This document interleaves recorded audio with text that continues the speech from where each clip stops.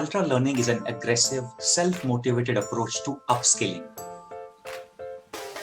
This skill is becoming all the more important in the digital world, where a lot of standard roles are getting automated and are being taken over by robotics, AI, ML, etc. Through ultra learning, you can diversify your skill set without taking a time off. The author has shared a few really practical strategies for ultra learning. In this video, I'm covering those 4 which I like the best. Strategy 1 is meta learning. Author says that meta learning is a crucial yet overlooked step for reaching a big picture understanding of your field of study. Meta learning is basically the process of learning how to learn. I will repeat. Meta learning is basically the process of learning how to learn.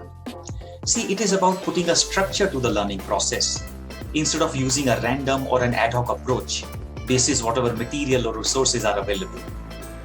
And there are some simple strategies you can use to create a meta learning shortcut.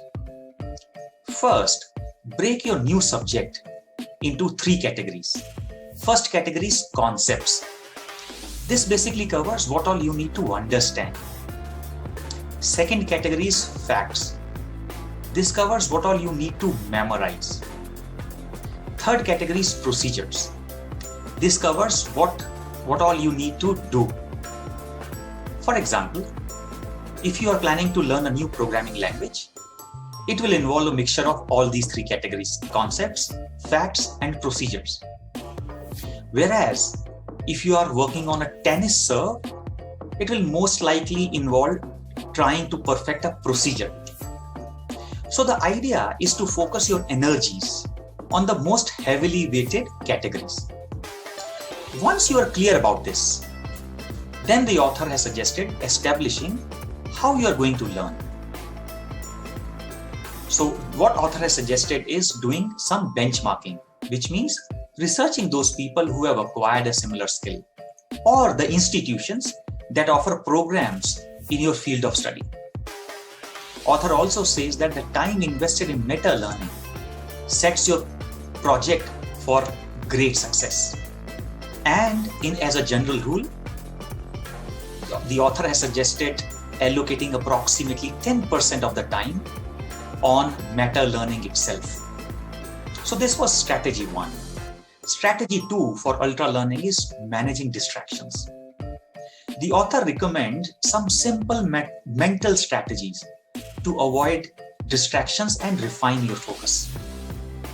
See, our modern life is full of distraction, from constant email notification on our phones to the temptation to binge the latest Netflix series the moment we are closer to the weekend. The first challenge, therefore, is to find your focus.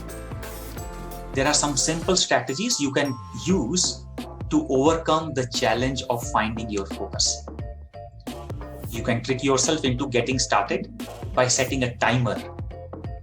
For example, say 3 minutes, and promise yourself that you can stop working when the timer goes off. You can build on this strategy and slowly move from 3 to 10 minutes and then from 10 minutes to 20 minutes and so on. Once you have found your focus, the challenge comes in actually sustaining it.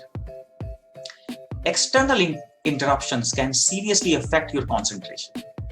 So, control your work environment by eliminating them as much as possible. For example, put your phone on silent mode and close your email applications during your focus time, during your deep work time. That was about second strategy. Third strategy the author has talked about is taking the shortest route from theory to practice. I will repeat. The third strategy is taking the shortest route from theory to practice for quick results.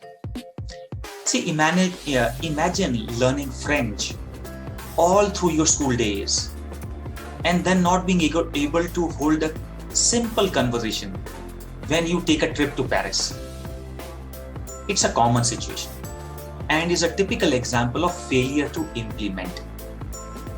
Despite its importance, formal education often fails to optimize the implementation process. And more often than not, it so happens because of the very long time gap between the learning phase and the implementation phase. This gap is expected to be anything between 5 to 10 years. Hence, the focus is primarily on learning and not on the practicality of those skills in our formal education process. But in ultra learning, you keep the path between learning and the target environment as short and as direct as possible. And by doing this, you cultivate a quality of ultra learning called directness. And why?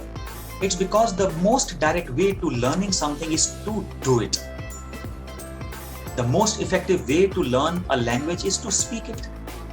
The most effective way to learn coding is to write it. And hence, ultra learning leads to directness. This was about strategy 3. Fourth strategy for ultra learning the author has recommended is using challenging recall strategies to retrieve the information you have learned. I will repeat.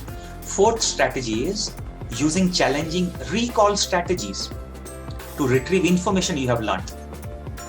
See, there are 2 methods you can use to improve your retrieval rate.